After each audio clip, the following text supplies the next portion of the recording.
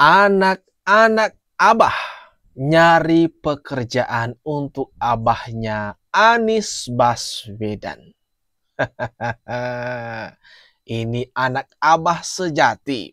Bahkan dengan percaya dirinya, mereka mengatakan kalau sebentar lagi dalam waktu dekat Presiden Prabowo akan memecat Sri Mulyani ini, lalu digantikan oleh Abah Anies Baswedan mengisi posisi sebagai Menteri Keuangan RI.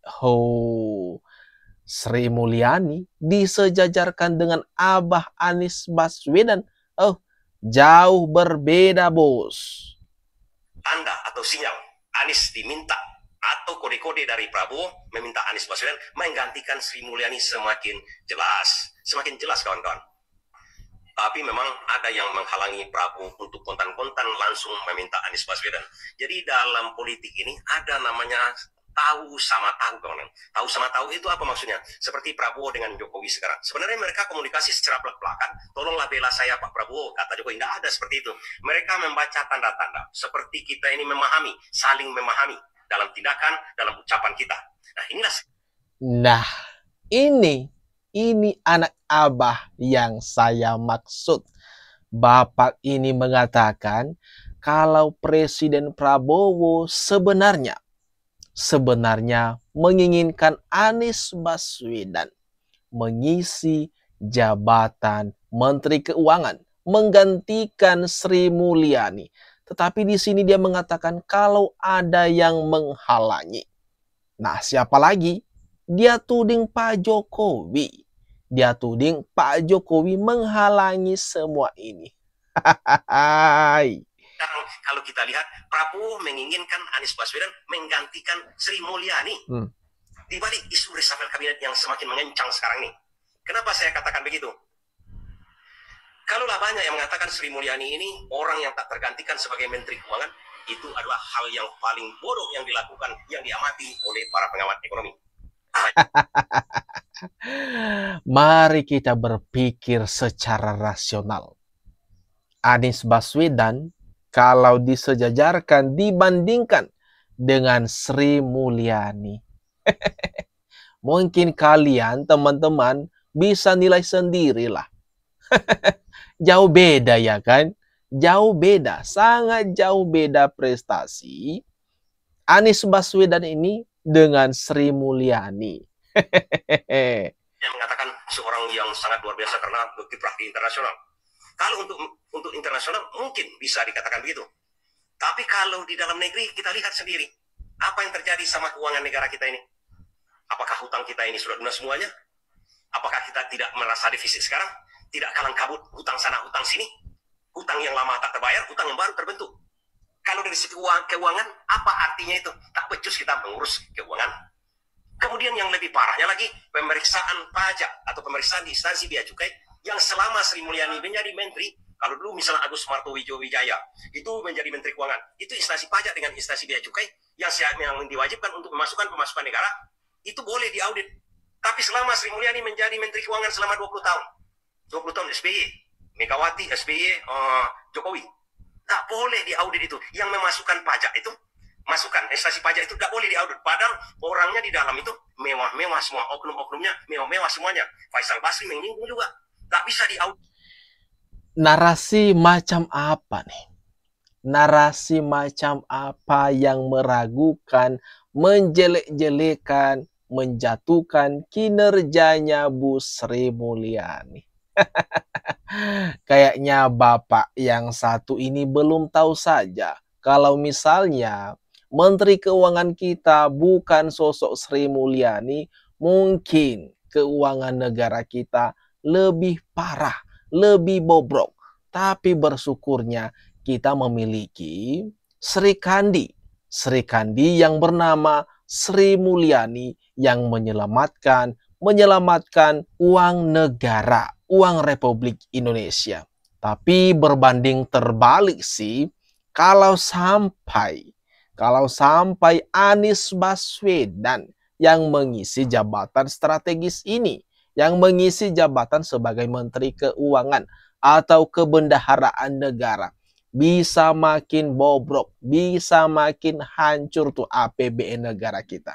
Nggak kebayang dah kalau Abah Anies Baswedan ini yang menjabat sebagai Menteri Keuangan RI. Anies itu kacang lupa kulit. Jadi gubernur kan yang mendukung Prabowo. Tapi nyatanya menjelek-jelekan Prabowo supaya Prabowo tidak dipilih oleh masyarakat Indonesia. Sifatnya memang jahat Anies itu.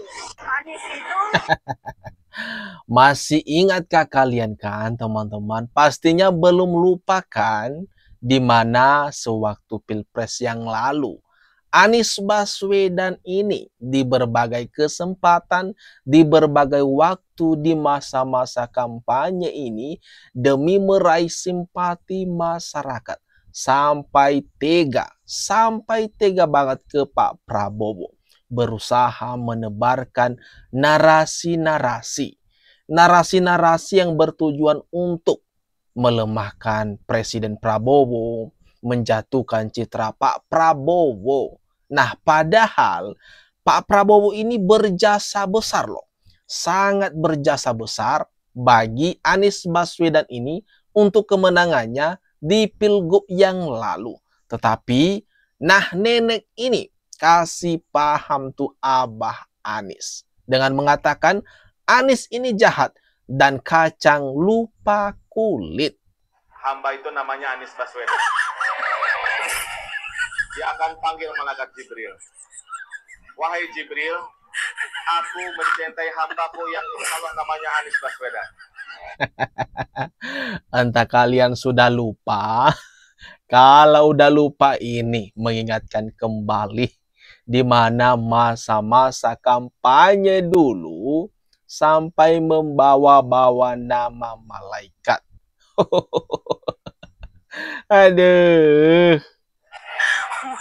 Kabarkan kepada seluruh umatku, seluruh makhlukku, bahwa aku mencintai Anies Baswedan.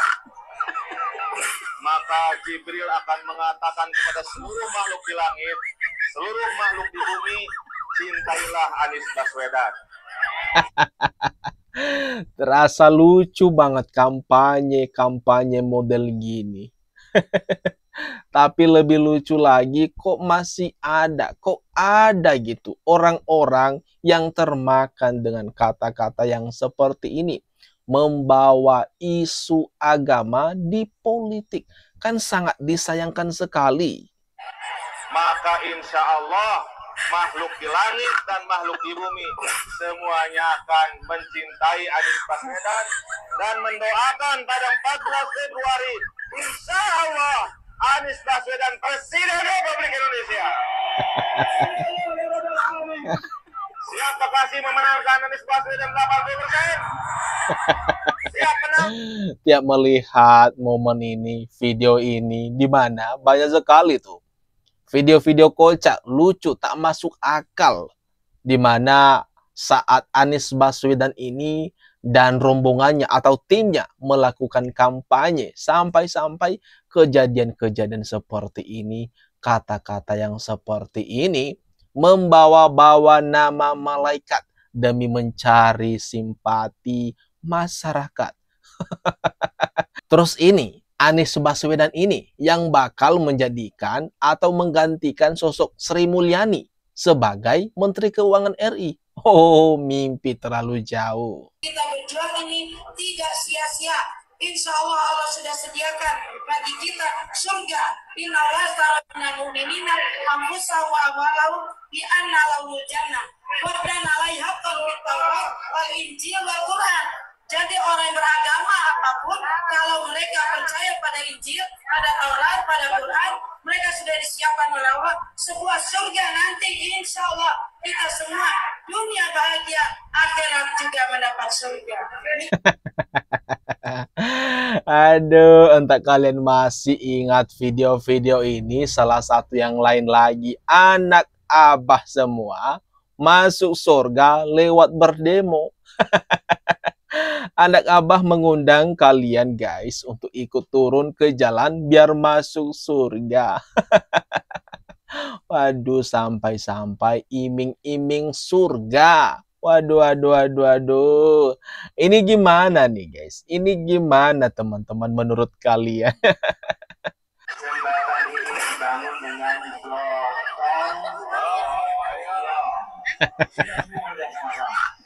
ini bukan sumbangan dari satu orang. Biasanya turun iuran dari para yang bertumbang bersama mengumpulkan.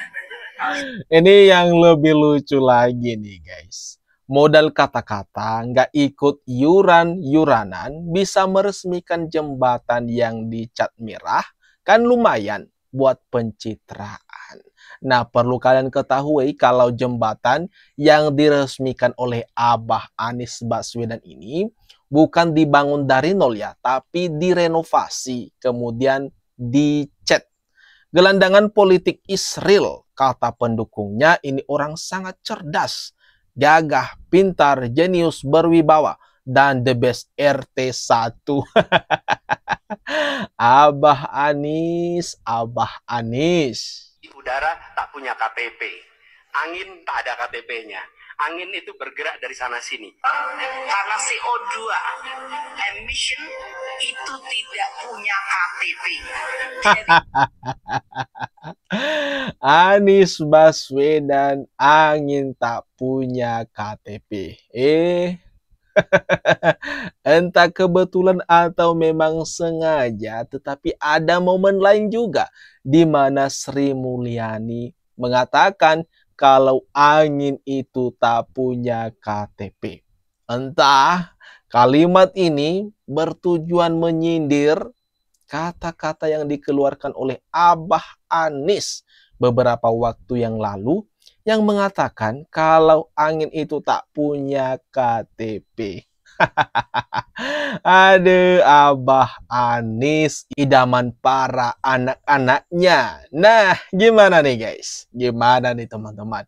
Menurut kalian atas apa yang barusan kita bahas ini? Silakan ya, silakan tuliskan komentar terbaik kalian di kolom komentar yang ada di bawah ini.